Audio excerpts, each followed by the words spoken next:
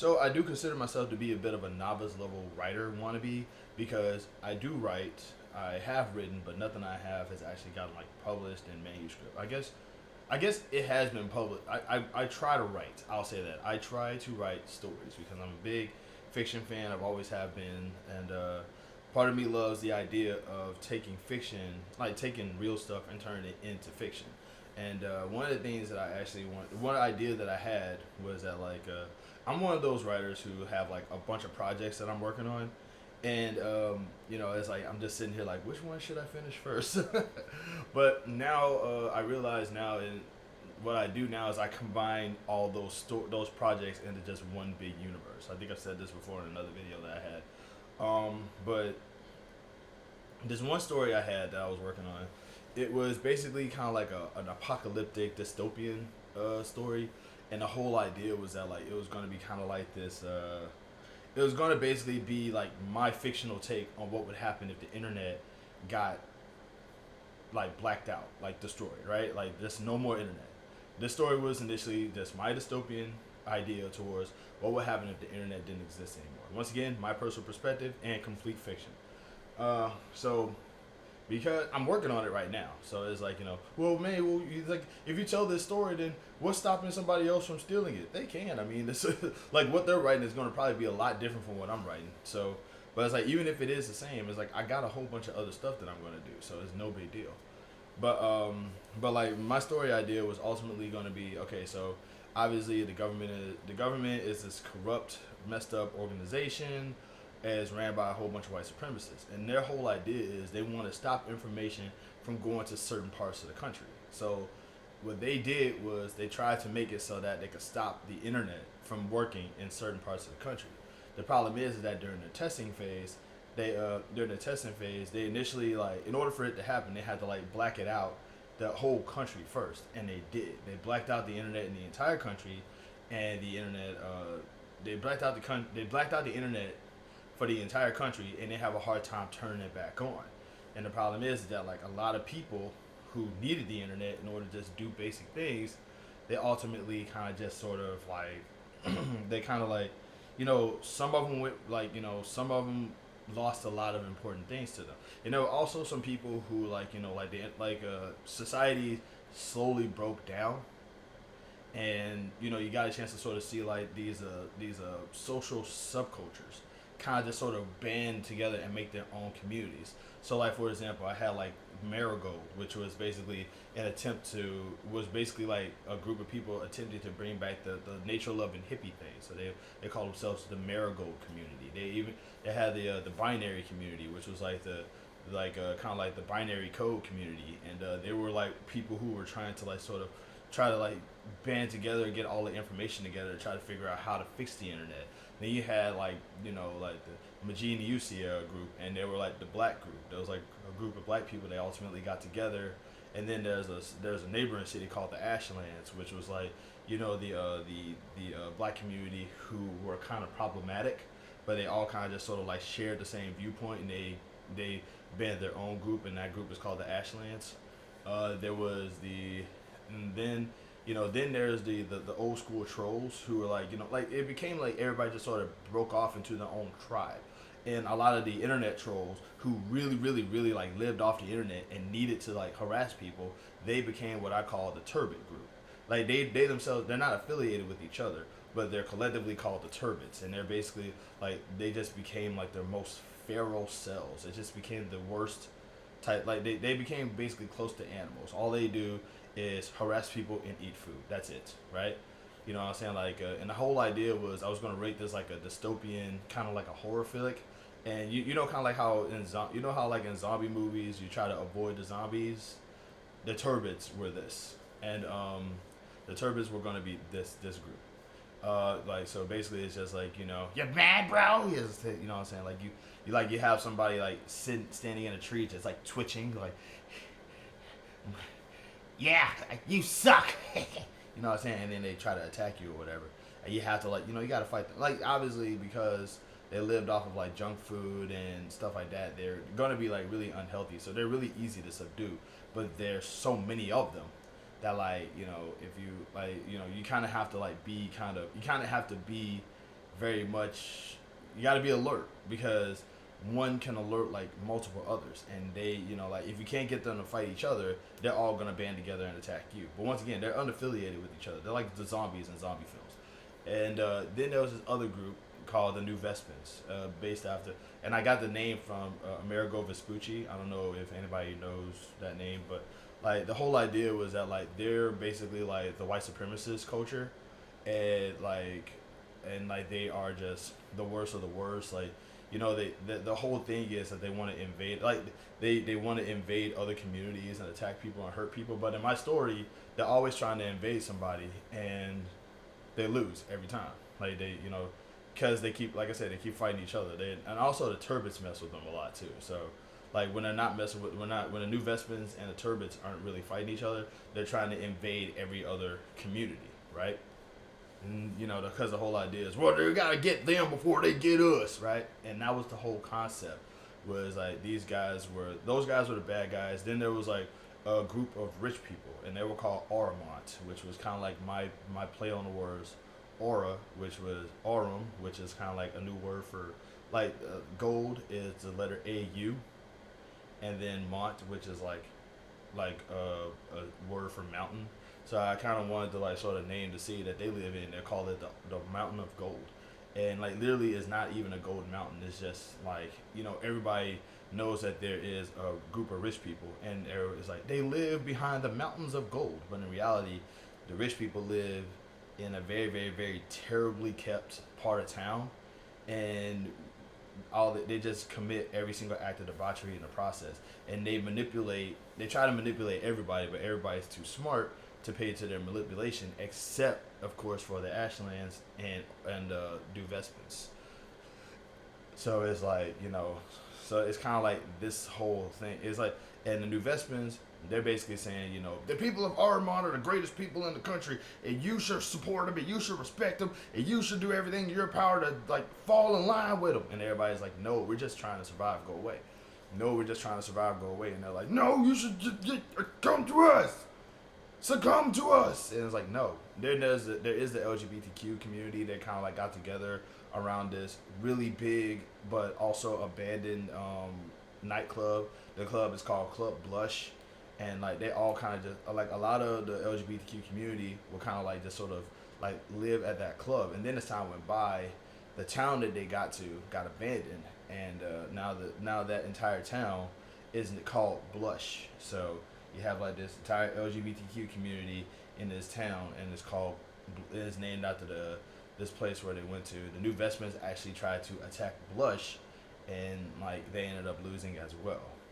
And so the whole so it's like you had this community, you have like this sort of like these communities and these groups of people sort of like just trying to band together and like create their own communities to sort of fix everything, like tribes, if you will, right? And obviously tribes do have infighting and things like that, and I wanted to make this story essentially kind of like that a little bit. And I was like, you don't think it's a little weird that you were segregating them? No, the whole idea is that in this story they're segregating each other, because once again, tribes do that, families do that, groups of people will naturally come to the people that they feel safest towards, because people are social.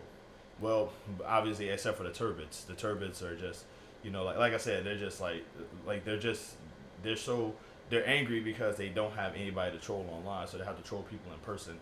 And when they troll people in person, they come across as monsters that don't know that they're monsters. And New Vespans are just, they're white supremacists, and they attack, and their whole thing is they can't live with each other. They just want to attack everybody else. So you have like all of these communities banding together to kind of like just sort of do this, like kind of just sort of like trying to survive. And then you have the Oromont who's Oromont who's basically like, they live in terrible conditions, but they really kind of just need to have this air of superiority. So they hide behind the mountains of gold, and they try to kind of just sort of let everybody know that everybody else sucks except them.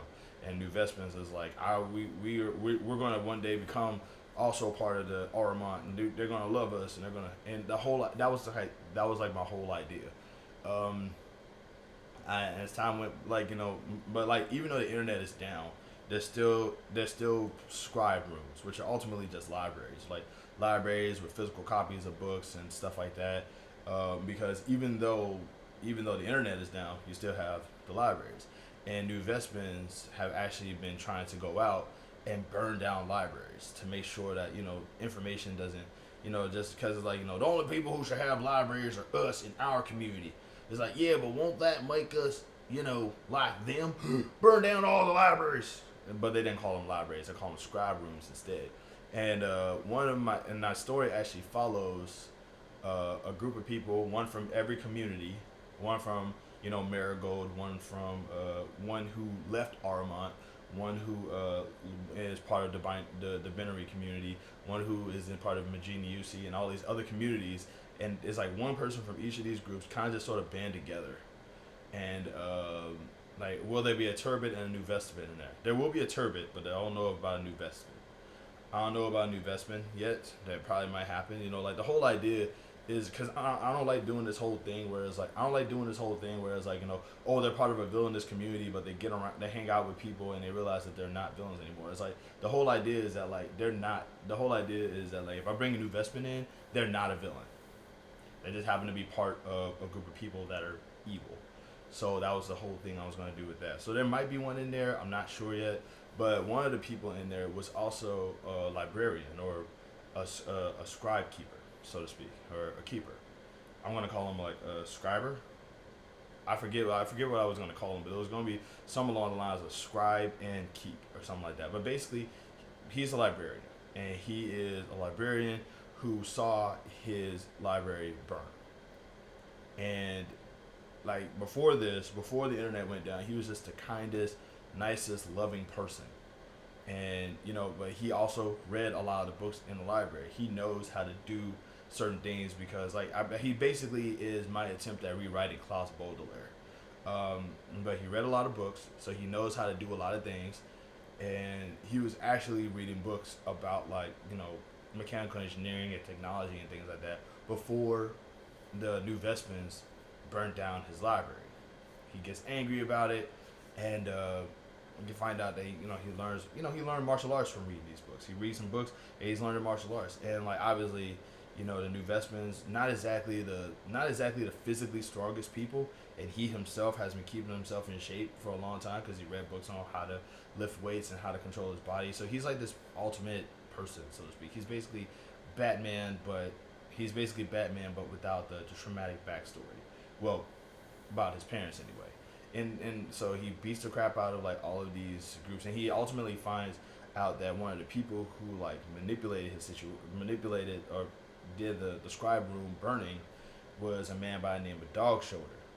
And in his brain, he's like, I'm going to remember that name. So his part of the story is he's actively looking for Dog Shoulder to basically get revenge on his library being burnt down.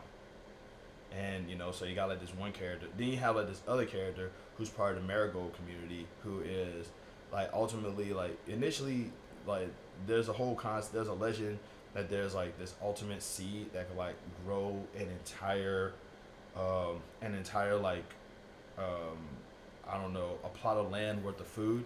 And Marigold people are actually going out and trying to vent, and like obviously some people believe that it's a myth, some people believe that it's true. And the Marigold member of this group is actively they don't think that it's a lie, so they're trying to actively go out and see where would this seed be at, and they're trying to like venture out. And in the process, they have to defend themselves from feral turbots and New Vespins. I just want to be like, where do you think you're headed? What I'm saying, stuff like that to kind of like do that and make that into a thing. Then there's the binary group is also the binary member of the group. The binary community is basically like a group of people. They realize that like the scribe rooms are getting burned down, so what they're doing is they're physically going to the locations and getting all of the books that they can back to binary to make that city like the ultimate scribe room because of all the books that they have. So they're physically going out and they're retrieving the books, and he just happens to be one of the people who is doing that. His errand, he's basically just running his errand. And so that's something like the Magini UC guy is he is basically doing the same thing. He's helping out with the binary community, but he's also getting scribe rooms. He's also like going to scribe rooms and getting the books and bringing them back to his hometown, so that you know, like so that like you know the books are properly preserved, and you know, and the books are properly preserved and things like that. Then you have this, you have the you know like the member of one of the members of Blush, just happens to basically be a part of the group because like at some point at some point the member of Blush, the group ends up at Blush and they're taken care of, and you find out that a new Vespin tried to sneak in to attack somebody who was part of the Blush community, and the group came together and protected the person who they were that the new Vespin was trying to hurt, and the person that they were trying to hurt, you find out that that person's like ridiculously useful. They say, you know, okay, we want, you know, I want to be a part of your group. I want to be a part of your community. I would like for, you know, us to come together. And they're like, yeah, absolutely. You know what I'm saying?